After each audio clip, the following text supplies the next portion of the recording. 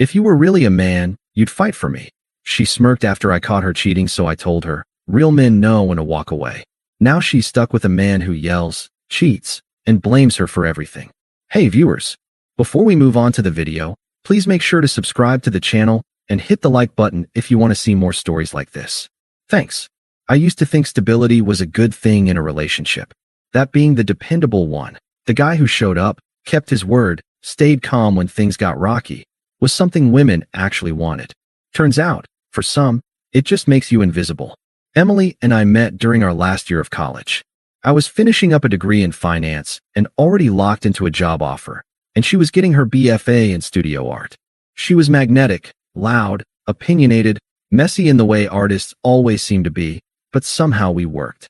I was structure, she was chaos, and we both liked the balance. For the first couple of years, it was good. I helped her with rent when she was between jobs.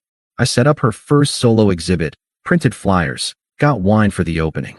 I even built a little website for her work. She'd stay up painting until 2 a.m., and I'd bring her tea or rub her back while she stretched out sore shoulders. I thought we were building something real. We moved in together a year after graduation. I was working full-time at a mid-sized firm. Nothing glamorous, but I was climbing fast and I liked the routine. She bounced around a few different jobs, waitressing, an unpaid internship at a gallery, eventually landing part-time work at a boutique art space in the city. At first, she appreciated the support. Told me I made her feel safe, grounded. But over time, that appreciation started feeling more like resentment. Little comments would slip out. You're too comfortable just working your 9 to 5. Don't you ever want to do something big? You're always so calm. It's like nothing touches you. I didn't react. I figured she was just stressed. Artists go through phases, right? Then came the new friends. Emily got close with a group of people from the gallery. Younger, louder, way more online. They were always going to pop-ups or art nights that somehow never included me. She'd disappear for hours, sometimes all night, then stumble in smelling like cheap beer and incense. I didn't question her. I wanted to trust her. Then there was Aiden. He was a new guy at the gallery, some indie sculptor who'd just moved from Portland, which somehow made him fascinating to her friends. I met him once, when I came to pick her up after work. He was smug in that soft-voiced, fake deep way, and he didn't even shake my hand. Just nodded and said, "Oh, you're her boyfriend." Like it was an inconvenience. After that, I started hearing his name more often. Aiden says I should try bigger canvases. Aiden thinks that piece I made last year had real depth. You wouldn't get it. Aiden and I just see art the same way. At first, I brushed it off. I've never been the jealous type. But then her behavior changed. She started hiding her phone. She'd smile at texts and flip the screen over when I walked by. I'd ask how her night went, and she'd just say, "It was fine. Don't worry about it." I asked once, flat out, if something was going on. She laughed. "Seriously? You're being paranoid. I thought you were more secure than that." That stung. She knew how much I hated drama. I backed off. I gave her space. But my gut kept twisting.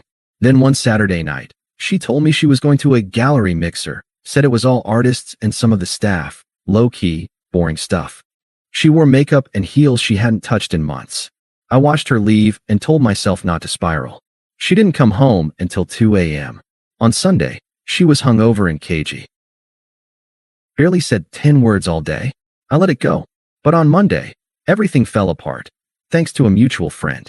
Jess is one of Emily's old college friends. We're not close, but she follows me on Instagram. Around lunch, I saw Jess had posted a story, a group of people clinking glasses on a rooftop bar. I tapped through lazily, until the fourth clip stopped me cold. Emily, sitting next to Aiden, her hand on his thigh, his arm behind her on the couch. The angle was unintentional. Jess had just been filming a toast, but it was enough. I stared at that image for a full minute. Then I took a screenshot. Then I sat back and said nothing. Not to her. Not to anyone. I just let the silence sit, and I waited. I waited 2 days before saying anything. Not because I was unsure. I was sure. I just wanted to watch her lie to my face before I left for good. Tuesday night, we were both home. She was curled up on the couch scrolling through her phone, acting normal. I sat across from her, pretending to watch TV. Every now and then, she'd glance over like she was checking if I was still in my little box, the quiet, dependable boyfriend. I waited until the credits rolled. "So," I said casually, How was the gallery mixer Saturday? She didn't even look up. Fine. Just the usual. Kinda boring, honestly. I nodded. You said it was all artists and staff, right? Yeah. What? I pulled out my phone, opened the screenshot, turned the screen toward her, and held it in the space between us. She stared at it for a second, long enough to register what it was, before blinking slowly and leaning back. Wow. So you're spying on me now? I laughed once, sharp and dry. Spying? Just posted it. You just forgot she follows me too. She scoffed and ran a hand through her hair, suddenly animated. Okay. First of all, that's out of context. We were just sitting close. It was loud. Your hand was on his leg, Emily. So what? She snapped. You never touch me like that anymore. I stayed calm. You never want me to anymore. Don't flip this. She stood up, pacing like she was building her defense in real time. You know what? Maybe if you actually made me feel something, I wouldn't need that attention. So you do need it from him. She stopped, halfway between the kitchen and the living room. Aiden sees me, she said. He doesn't just tolerate me. He listens, he pushes me creatively. I feel alive with him. With you? I feel managed. Handled. Like I'm a task you check off every day. I let that sink in. All those nights making her tea, backing her financially, listening to her vent about critics, job rejections, friend drama. All the little things she never saw as love. And then she smiled, not warmly. The kind of smile people use when they know they're hurting you and don't care. If you were really a man, she said, you'd fight for me. That was it. That line. That smug tone, like I was supposed to throw a punch or scream or cry. Like I should grovel and ask her what I needed to change. Like her betrayal was a test of my manhood. I stood up slowly, walked past her, and grabbed my backpack from the hall closet. I started putting things in it, just essentials. What are you doing? She asked. Getting out of your way. Wow, she sneered. So that's it? You're just going to leave? No fight. No nothing. I zipped the bag, slung it over my shoulder, and turned to her. Real men don't compete with liars, I said. They walk away. Her face shifted, smug to stunned in a second. You're being so dramatic. No, I said. I'm being done. I walked out the door and didn't look back. I got in my car, drove to my brother's place across town, and crashed on his couch. That night, she sent me 2 texts. Emily, you're overreacting. We didn't sleep together. Emily, please don't make this worse than it needs to be. I didn't answer. I just turned my phone off and slept like a rock for the first time in weeks. The next morning, I moved money out of our shared account and sent a polite email to our landlord asking to remove my name from the lease. I didn't need revenge. I just needed peace. The silence did all the talking. I didn't block her, not yet. I wanted her to sit with it, the emptiness where I used to be. No calls, no texts, no angry messages or dramatic, we need to talk. I didn't post anything online. I didn't go out of my way to look like I was thriving. I just disappeared. I moved into a small but clean 1-bedroom near my office. Bought a cheap couch, a bed frame, a kettle. No shared photos. No memories on the walls. Just space. Mine. The first week, she didn't reach out beyond those 2 texts. I think she expected me to cool off. Crawl back. Send a "can we talk?" Or, "I just want closure." That's what she'd gotten from guys before me. But I stayed quiet. By week 2, she started posting again. Photos of herself laughing at bars, cocktails in hand, with captions like, living, not apologizing. One picture had Aiden in it. Same rooftop, same smug grin. She leaned into him like nothing had happened. Like I'd never existed. At first, it hurt. I won't lie. Seeing her flaunt it like I was the problem made my jaw clench. But then I remembered. I'd already left. I wasn't in the game anymore. Then her story started to shift. At first, there were tons of group selfies, drinks, parties. Then fewer. Then just solo photos with vague captions like, "People always disappoint you. Some things aren't worth saving." The real shift came when Jess, her old friend, the one who posted that rooftop story, messaged me out of the blue. I hadn't spoken to her in months. "Jess, hey, just checking in. You doing okay?" I kept it short. "Me, doing fine, thanks." "Jess, I didn't know she was seeing Aiden. Not when I posted that." "Sorry you had to find out like that." I didn't respond. She kept going. "Jess, for what it's worth, I don't think things are going great. He's not what she thought." Turns out, Aiden was more than just smug and broke. He was angry, controlling. always starting fights with people at the gallery, then blaming it on being misunderstood. Rumor was, he'd thrown a stool at someone after they criticized his work during an open studio night. Emily stopped posting him completely by week 5. She didn't tag him, didn't mention his name. Just more sad girl content, vague quotes, and quiet desperation disguised as independence. Then came the first text from her. Emily, hey, just thinking about you. I hope you're okay. I didn't answer. Left it on read. 3 days later. Emily, I've been doing a lot of thinking. About us. About everything. Can we talk? Just one coffee? Blocked. 2 more days passed. Then Jess messaged again. Jess. Okay, I'm not trying to get involved, but Emily's not okay. Aiden's been yelling at her. Like full-on meltdowns in public. He broke a piece she was working on. Smashed it in front of her. I waited a full minute before replying. Me. Then she should have valued me when I was there. No reply after that. But I know she saw it. Probably read it 10 times. I think that's when it really hit her, that I wasn't coming back. That she'd traded a partner for a parasite. A calm life for chaos.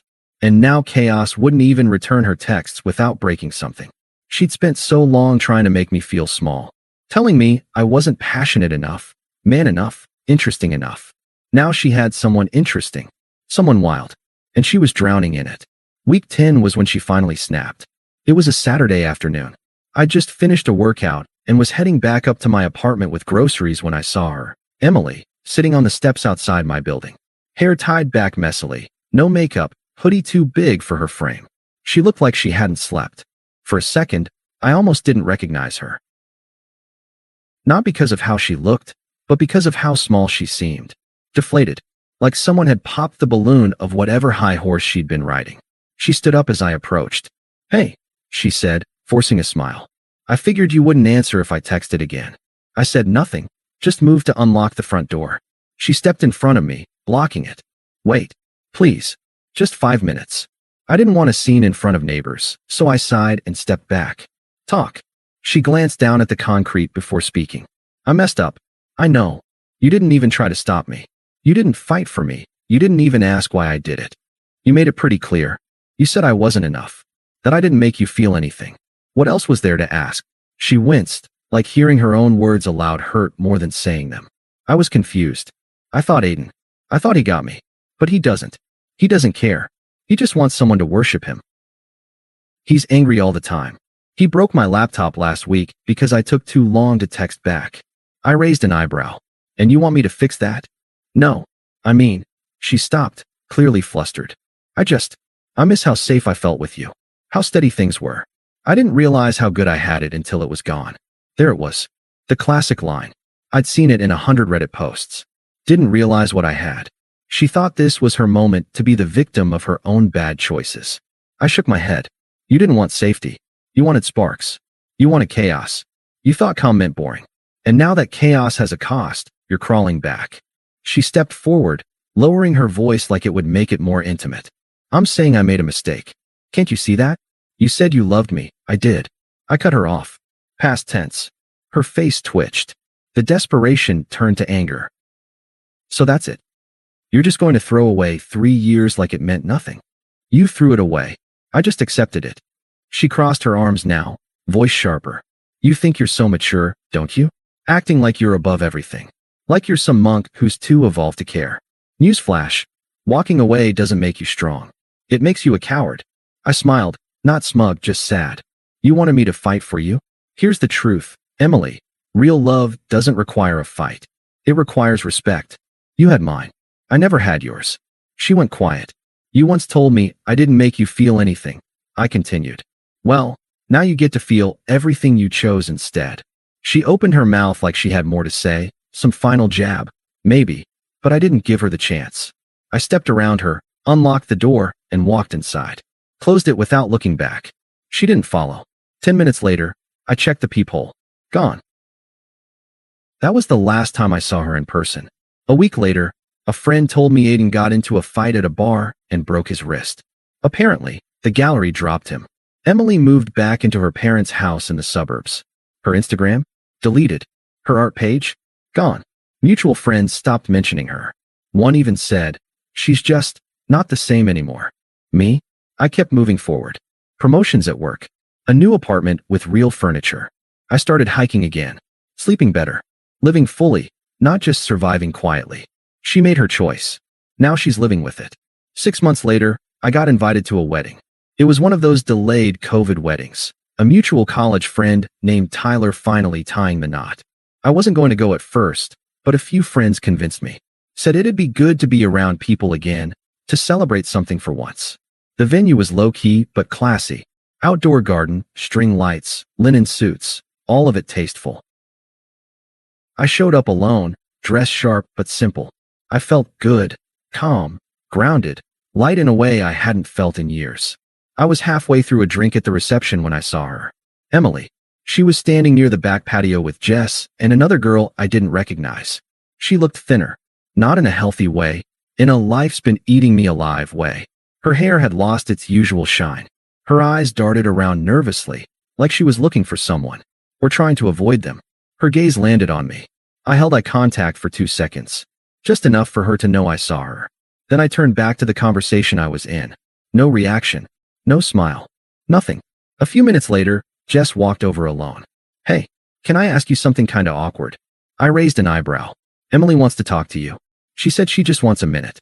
Closure or something. I sipped my drink. I don't think she's looking for closure, Jess. I think she's looking for a reset button. But tell her she already hit delete months ago. Jess sighed. Honestly, I don't blame you. She's not doing great. She told me Aiden was the worst mistake of her life. He emptied her savings, pushed away everyone who cared about her. And now he's got a new girl. She's been trying to patch things up with people, but I cut her off politely. It's not my job to help her rebuild what she chose to destroy. She nodded slowly. No protest. No guilt tripping. The rest of the night was peaceful. I danced. I laughed with friends. Took photos. At one point, someone handed me a slice of cake and said, "You seem lighter lately, man." Like something finally let go. I didn't explain. I didn't need to. But as the night wound down and people started saying their goodbyes, I stepped outside to call a car. And that's when she approached me one last time. Emily walked up slow, unsure. She was holding a glass of wine like it was anchoring her in place. "You really aren't going to say anything to me?" she asked. I looked at her. Really looked. All the damage, all the bruised pride, all the weight of her choices etched into her face. I already said everything I needed to, Emily. With my silence. I thought maybe, after all this time, you'd understand. That maybe we could talk. Try again. I shook my head. You don't miss me, Emily. You miss the man who made you feel safe while you burned everything down around him. And that man isn't available anymore. She blinked, stunned.